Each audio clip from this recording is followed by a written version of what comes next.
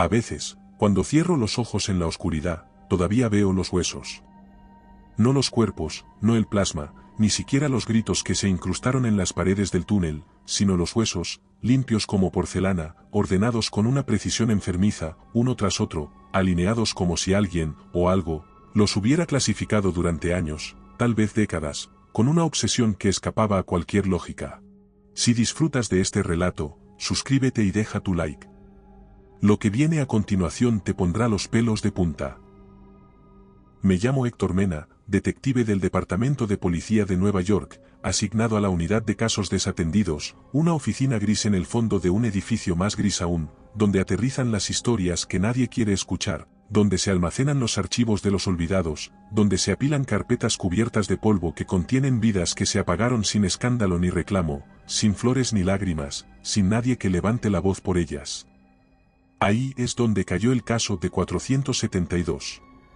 6 personas sin hogar, nombres sin rostros, desapariciones en un radio de 4 manzanas, al norte del barrio de Inwood, una zona donde el cemento está agrietado, los techos gotean, y los basureros arden por la noche sin que nadie pregunte por qué.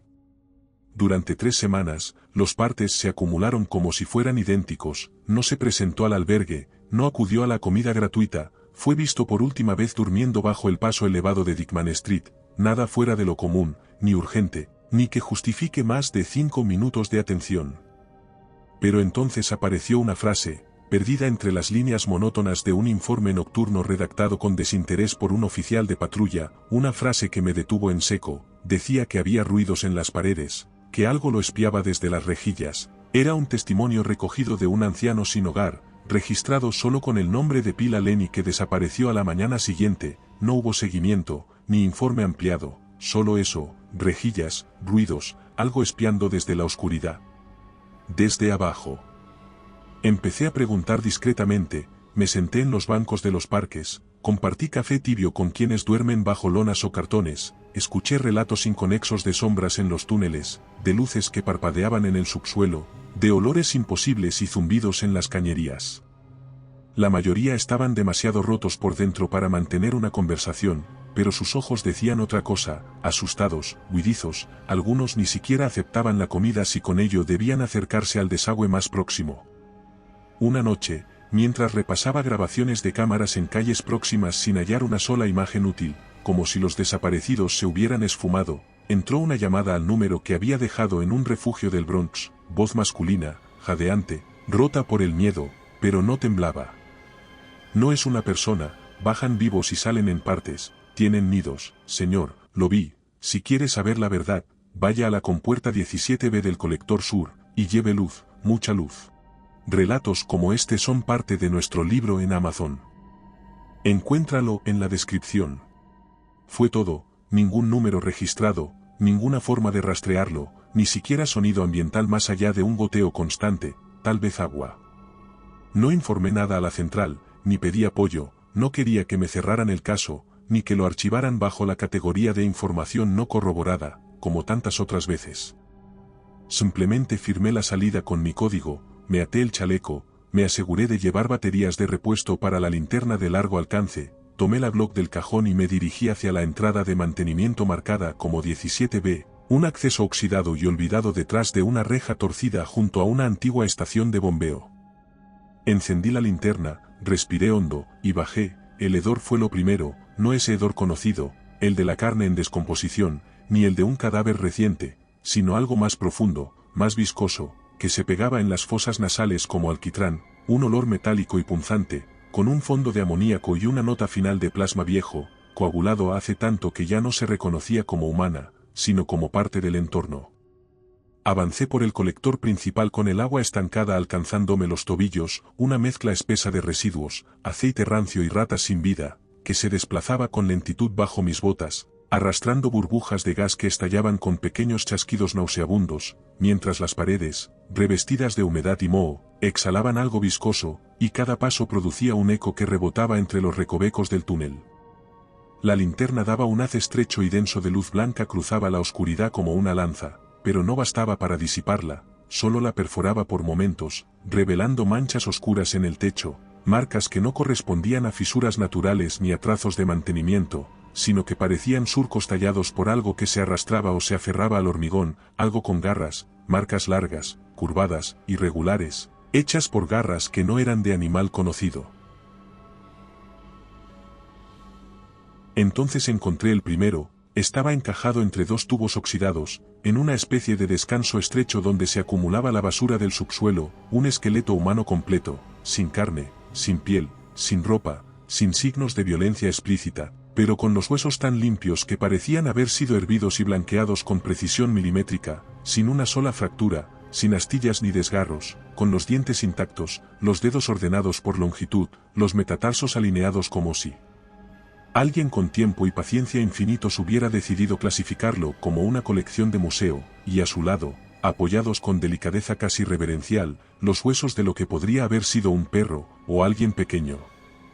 Me arrodillé, porque el vértigo me hizo tambalearme, y trataba de controlar la respiración, y las náuseas. Entonces sentí el sonido, una vibración, una especie de zumbido grave que viajaba por las paredes, por el suelo, por el agua misma, una vibración como si algo enorme, pesado y con uñas afiladas estuviera arañando desde el otro lado del hormigón, no con furia, no con desesperación, sino con calma, con una lentitud que helaba el alma. Apunté la linterna hacia la intersección más cercana, una abertura lateral apenas visible entre las sombras, y entonces lo vi, o más bien los fragmentos, primero los ojos blancos, sin iris, sin movimiento aparente, como perlas que brillaban con la luz artificial, luego la piel, colgando en pliegues como una tela húmeda, sin pelo, sin color, marcada por cicatrices que parecían hechas por otras criaturas iguales, y después la forma, enorme, encorvada, con una espalda arqueada que no podía pertenecer a un ser humano, ni siquiera a uno deformado, con las extremidades desproporcionadas, las manos convertidas en herramientas de caza, dedos largos con garras curvadas, garras que recordaban a las de un oso, pero más delgadas, más precisas, diseñadas para cortar y no para desgarrar, para abrir y ni para aplastar. La criatura no emitía sonidos, se movía con una lentitud que no denotaba torpeza, sino seguridad, como si supiera que yo estaba allí, como si ya me hubiera olido mucho antes, como si ese descenso mío por los túneles no fuera una incursión, sino una cita que había estado esperando pacientemente. Se detuvo, levantó la cabeza, aspiró, no lo dudé, disparé 3 veces, 4, el estruendo fue insoportable, un estallido de luz y ruido que hizo vibrar el túnel, pero la criatura ni se inmutó, solo ladeó la cabeza y dio un paso hacia mí, y entonces corrí como nunca en mi vida, con la linterna en una mano y el arma en la otra, sin pensar, sin respirar, solo guiado por el instinto y detrás de mí, la oía, el chasquido de sus patas sobre el cemento, el ruido viscoso de su aliento, y las paredes.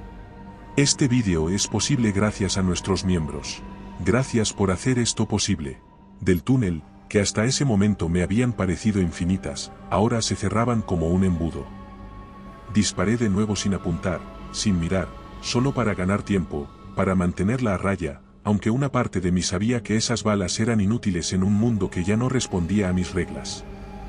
Doblé una esquina, tropecé, caí, me arrastré como un gusano por un pasaje cubierto de escombros y encontré una cámara más amplia, sellada en parte por una verja oxidada, rota en el centro, como si algo la hubiera atravesado desde dentro, y sin pensar me lancé entre los hierros retorcidos, encontré un rincón entre piedras húmedas y tuberías rotas, y apagué la linterna. El silencio fue absoluto, no el silencio de una ciudad dormida, ni el silencio de un ascensor vacío, sino el silencio de un lugar que nunca debió haber sido construido. Entonces la sentí, no vi nada, pero la sentí pasar junto a mí, una sombra más densa que la oscuridad, un olor más antiguo que la podredumbre, un movimiento que no era marcha, sino una especie de deslizamiento pesado, consciente, casi elegante, se detuvo. Olfateó, mis dedos se clavaron en la pared, mi corazón latía con tanta fuerza que creí que lo oiría, pero siguió de largo, me dejó vivo por ahora.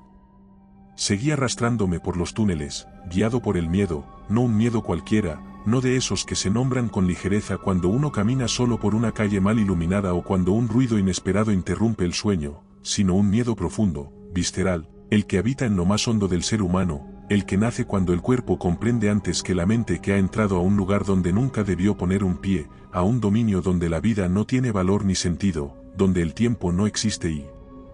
lo que lo habita no conoce ni la compasión ni el límite. Los túneles se estrechaban y torcían, el aire se volvió más espeso, más caliente, cargado de humedad estancada y ese olor dulzón, podrido y metálico que ya se había vuelto una sombra adherida a mi piel, a mi lengua, a mis recuerdos, y cada paso era una apuesta contra la desesperación, cada esquina un riesgo que podría ocultar la salvación o el fin, y sin embargo, seguí, porque detenerme significaba aceptar que ya era parte de los huesos, parte del orden macabro que reinaba allá abajo. Encontré sumido en una cámara sellada, una cúpula olvidada cuya existencia no figuraba en los planos de mantenimiento ni en los archivos municipales, una cavidad tal vez ampliada con los años, con las garras, con las mandíbulas, una catedral de oscuridad cuyo altar era un montón de restos humanos, esparcidos con un orden tan antinatural como perfecto, cientos de huesos blanqueados, lavados, dispuestos por tamaño, por forma, por especie, algunos recientes, aún con trazas de carne seca adherida. Otros tan antiguos que el tiempo los había teñido de un color oscuro, casi pétreo, y entre ellos, no como piezas aisladas, sino como parte de ese museo grotesco, yacían placas de policía corroídas, insignias de seguridad privada, botones de uniforme, trozos de tela azul marino, mochilas, cuadernos de bitácora, carnés de identidad, documentos plastificados que aún conservaban nombres y rostros de hombres que una vez, como yo, bajaron creyendo que podrían imponer orden donde no existía más que él. Instinto. Yo no fui el primero, y no seré el último, entonces la vi, emergió desde una cavidad lateral con la misma lentitud que antes, con esa calma pasmosa que no teme ser vista, porque sabe que mirar no significa entender, ni sobrevivir, ni impedir, y tras ella vinieron tres más pequeñas, pero con la misma piel colgante, los mismos ojos sin vida, sin expresión, sin emoción, los mismos dientes como astillas de obsidiana, afilados, húmedos, dispuestos en hileras antinaturales que parecían haber evolucionado no para alimentarse, sino para despedazar con precisión quirúrgica, y se movían en silencio, sin gruñidos, sin chillidos, sin dramatismo, solo con esa eficacia siniestra que poseen los depredadores que ya no cazan por hambre, sino por hábito, por ritmo, por una costumbre tan arraigada como el latido del corazón. Si te está gustando este relato, suscríbete. Y recuerda que comentando nos ayudas a llegar a más gente, siempre os leemos a todos. Si no sabes qué comentar, siempre puedes poner misterioso en los comentarios. Era una especie, una colonia, un ecosistema entero desarrollado bajo nuestros pies, un reino alimentado por nuestra basura, nuestra negligencia, nuestros miedos, una cultura construida con nuestros huesos, una inteligencia incomprensible que no buscaba comunicarse ni mostrarse, solo existir, devorar, preservar. No recuerdo bien cómo salí de allí, solo sé que disparé, como un grito desesperado, como un código Morse dirigido al mundo de arriba, a los vivos, a los ajenos, y en algún punto, una patrulla que estaba en una zona de mantenimiento cercana escuchó los ecos, o quizás fueron enviados por otro aviso, o tal vez fue solo casualidad, pero bajaron, y me encontraron, y me sacaron a rastras, cubierto de barro, de rojo, de miedo, con los ojos abiertos como lunas y la voz rota. No me creyeron, nadie me creyó, dijeron que fue una alucinación causada por la falta de oxígeno, que las condiciones del subsuelo eran extremadamente hostiles, que probablemente inhalé gases acumulados o que sufrí un episodio disociativo producto del estrés, y el informe médico habló de claustrofobia aguda, de paranoia inducida, de delirio, y el comité interno me suspendió por conducta inestable, recomendó licencia médica y posterior traslado a una oficina administrativa, donde las paredes son blancas y los papeles no gritan. El caso de 472 fue cerrado, no resuelto, la compuerta 17B fue sellada con cemento armado en una operación nocturna sin informes, sin prensa, ni notificaciones a servicios civiles, y según la versión oficial, se trató de una fuga de gas con potencial riesgo estructural, lo cual justifica la intervención, el sellado y el silencio. Y sin embargo, a veces, cuando me ducho por la noche, escucho el leve golpeteo en las rejillas, un sonido seco, irregular, como si algo arañara con suavidad el acero, no para abrirlo, sino para recordar que sigue ahí, y entonces recuerdo los huesos, no los cuerpos, solo los huesos alineados, clasificados, esperando.